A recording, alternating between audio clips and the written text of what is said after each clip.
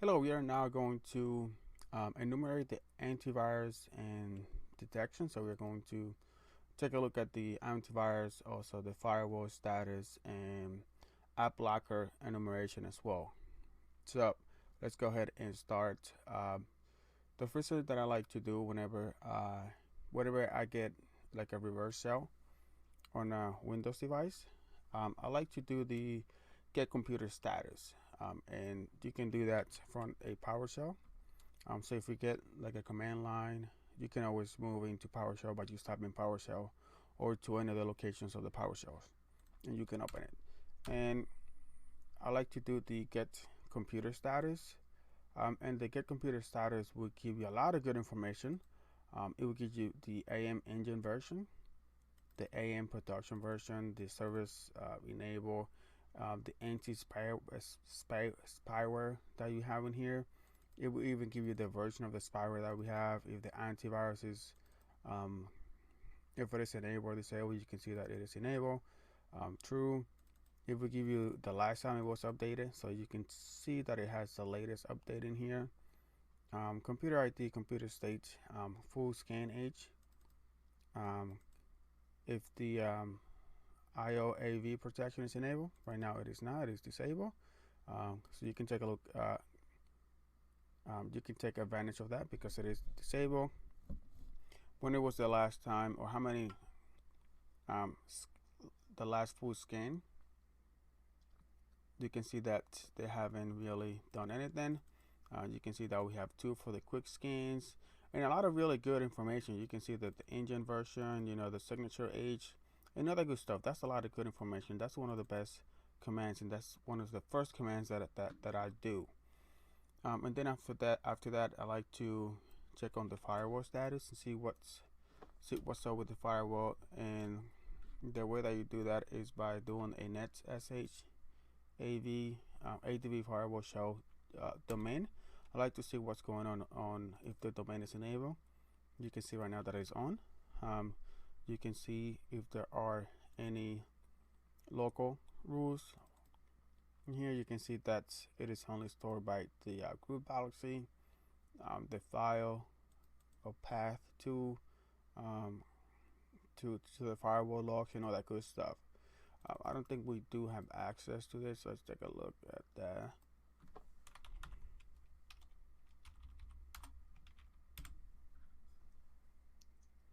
Yeah, for that you will need admin access, and since we don't have admin access, that won't work right now.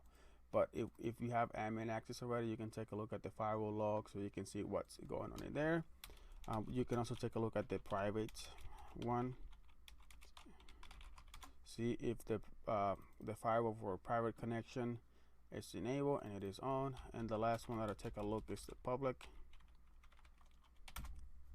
There we go, and that one is also on, and it will give you basically the same information as the other one. You can see that for all three profiles, you can get the logs basically in the same location. It's the same log file for all 3 of them. Okay, so if you have, let's say, if you have admin access to this computer, one of the first things that I do is that I like to disable the firewall, or disable the real-time monitoring and all that. And you can do that by doing a set MP preference, disable real-time monitoring, because you want to disable the defender and you want to disable the firewall and all that good stuff. And that's one of the commands that I run. If I run it right now, it is not going to work, as you can see right now, because we don't have admin access to this server as of right now. We will get admin access later on.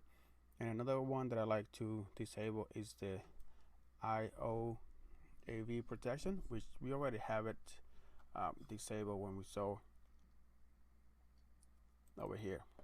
You can see that it's not enabled. It is set to false. Okay, so, and if we run it right now, since we don't have local admin access to this machine, we won't be able to do that. Let's go ahead and clear this out. Then I like to move on to the AppLocker And AppLocker is, an application whitelisting technology, which it first came, I think it was introduced first with Windows 7 OS, and it basically it allows restricting which programs user can execute based on the program's path, publisher, or hash. So you can do, whitelisting of application, blacklisting application. You can set where you can basically you can also exclude folders if you don't want it to be scanned by the AppLocker.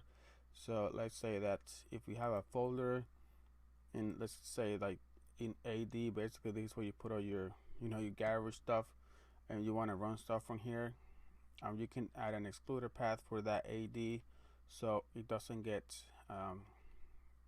blocked by AppLocker. So that's one of the things that I like to enumerate AppLocker.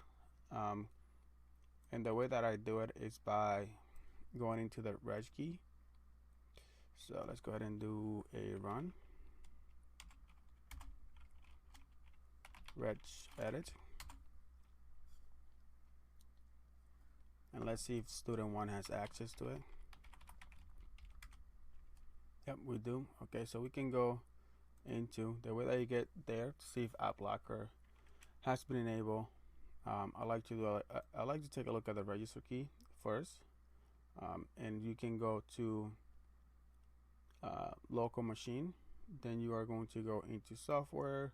Then we're going to go into policies, and then Windows, of course, and then you want to go to the SRPV2, and you can see that it is in here. You can see that we have the APPX, DLL, the execution. You can see all the policies in here that have been applied. So you can see that there is some sort of AppLocker policy in here. And a better way to basically get the policy list and what it does is by running the command, this one right here, the rule collections. If you press enter, that didn't give me anything.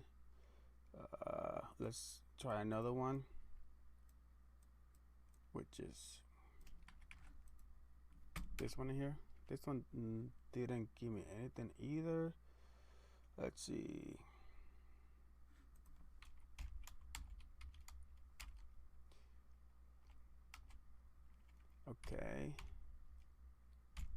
Okay, if we do, there we go. Okay, so the way that you do that is that you first want to run this command, and after you run that command, you want to run this command over here, which displays all of it. And you can see that we have a couple of basically rules in here. Here's the first one, and the first one says program files signed by Microsoft Corporation, Redmond, Washington, US. So this means that whenever you download the Internet Explorer, it needs to be signed by Microsoft, and it will be allowed. And you can see another one in here. You can see VMware in here. You can see there's a path, and you can also see that what it actually does. You can see that this one is a publisher condition rule, publisher condition rule, publisher conditions rule, and then we have one that is path conditions. So you have different let's say rules that you can create in AppLocker, and this one is a path conditions, and this one is for the program files. And you can see the name of it, the default rule. So all files located in the program files folder, and what is it going to do is going to allow members of the everyone group to run applications that are located in the program files folder. So anybody is going to be able to run applications that are located in the program files folder. Okay, you can see that the action is to allow. And then there's another path condition, and this is to allow members of the everybody groups. Everybody is going to be able to run applications that are located in that Windows folder as well. The rule is allow. Here's other path conditions in here. We have hash conditions as well in here too, and hash conditions and another hash condition. And as you can see right here, here's a good way to enumerate basically the AppLocker. Sometimes they could put like exclude this folder from like skins and stuff like that. You can add stuff like that for this AppLocker, which is really good to have. And how do you create an AppLocker? Well, you can either create a local group policy. Local meaning that it's only going to be locally significant to a server, specific server, or you can create a group policy and you can publish that policy to like many servers, so how many servers as you want, or to different OUs. And we can go ahead and take a look at that so I can show you. If you go to Active Directory with admin access, you need to have admin access for that. You want to go to the group policy management. So in here, we can see that we have AppLocker, which is the name of the policy. You can name it whatever you want. I name it AppLocker, so I know which one I wanted to show you guys. And the way that you get there is by going into Windows security settings, and we want to go into application control policies, and here we go, AppLocker. You can expand that bad boy and you can see that we have different rules. We have an executable rules, we don't have any Windows installer rules, and you can also have script rules and package app rules. So as right now we only have executable rules right now. So here's the group policy that was applied, and here's all the rules that we apply. They are all executable rules. As you can remember, there were 3 file hash, 3 path, and 3 publisher ones in here. If you remember, we can go back and take a look at it. We have 1, 2, 3 hash conditions, 1, 2, 3 path conditions, and 1, 2, 3 publisher conditions. And you can see it in AD as well. 1, 2, 3, 1, 2, 3, and 1, 2, 3. Okay. And then after I created the AppLocker, what I did was I went into the forest, and I apply that, and I link that this AppLocker to the entire domain. So all the OUs are going to be getting that. Or you can also apply it to the groups. You can also apply it to only the domain controllers if you want, but I'm applying it to the entire to all the OUs under the pentesting.local domain.